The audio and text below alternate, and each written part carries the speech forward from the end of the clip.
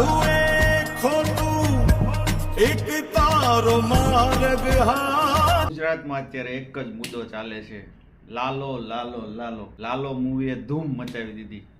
એકવાર મિત્રો જોવા જાજો ગુજરાતી મૂવી. ખાલી મૂવી જોઈ અને 2 કલાક ટાઈમ પાસ કરી અને ઘરે આવી જવાનું જેવું મૂવી નથી.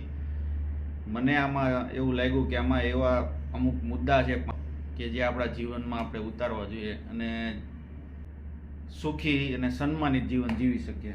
તો આમાંનો પહેલો મુદ્દો મૂવી જોઈને એમાં શીખવામાં પહેલો મુદ્દો છે કે ભાઈ આપણે મા બાપની મરજી વગર લગ્ન કરવા જોઈએ નહીં. એ પહેલું શીખવા જેવું છે. બીજી શીખ એ છે કે મૂવીમાંથી આપણે મિત્રો કેવા મિત્રો આપણે રાખવા જોઈએ. તો વ્યસની મિત્રો ન હોવા જોઈએ. અને બીજા નંબરમાં કે મુશ્કેલ સમયમાં આપણો સાથ દે એવા મિત્રો હોવા જોઈએ. નહીંતર ન હોય તો બેટર છે કે હું તો કહું ભગવાનને જ મિત્ર બનાવી લેવાય. મિત્રો હોવા જોઈએ તો એવા હોવા જોઈએ વ્યસન તરફ આપણને આકર્ષણ ન આપે. આપણું વ્યસન હોય તો એ નિર્વ્યસન થવા માટે મદદરૂપ થાય. એવા મિત્રો 10% વ્યાજે પૈસા અપાવે એવા મિત્રોનો રાખવા તો ન જ જોઈએ, કેમ કે એ 10% વ્યાજના પૈસા લઈને આપણે મરવાનો જ વારો આવે.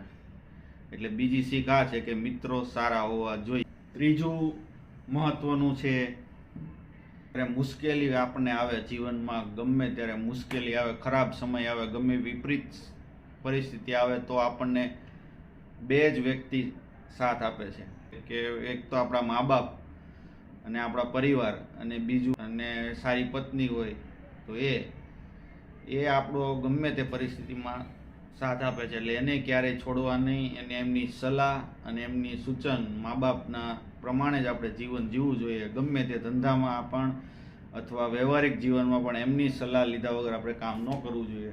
એવું આમાં શીખવા મૂવીમાં મને લાગ્યું.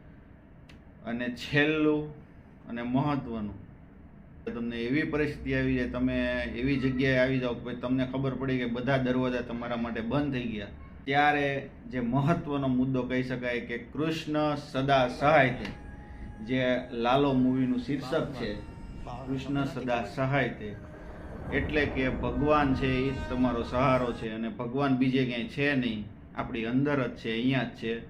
બીજે ક્યાંય એને ગોતવાની જરૂર નથી. કોઈ એવું કહેતા હોય બીજા કે અહીંયા ભગવાન એમ કરીને આપનું જે મગજ ફેરવી નાખે છે, એ કોઈનું સાંભળવાનું નહીં. તમારી અંદર જ ભગવાન છે, બધાની અંદર છે ને તમારી અંદર છે.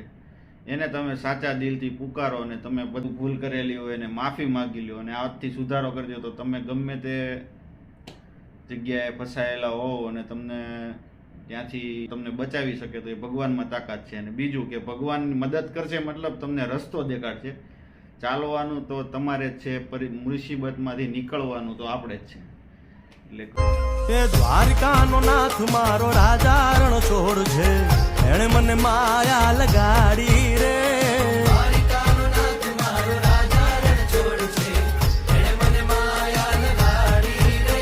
મનો સુદામાનો મિત્ર મારો રાજા રણછોડ છે, એણે મને માયા લગાડી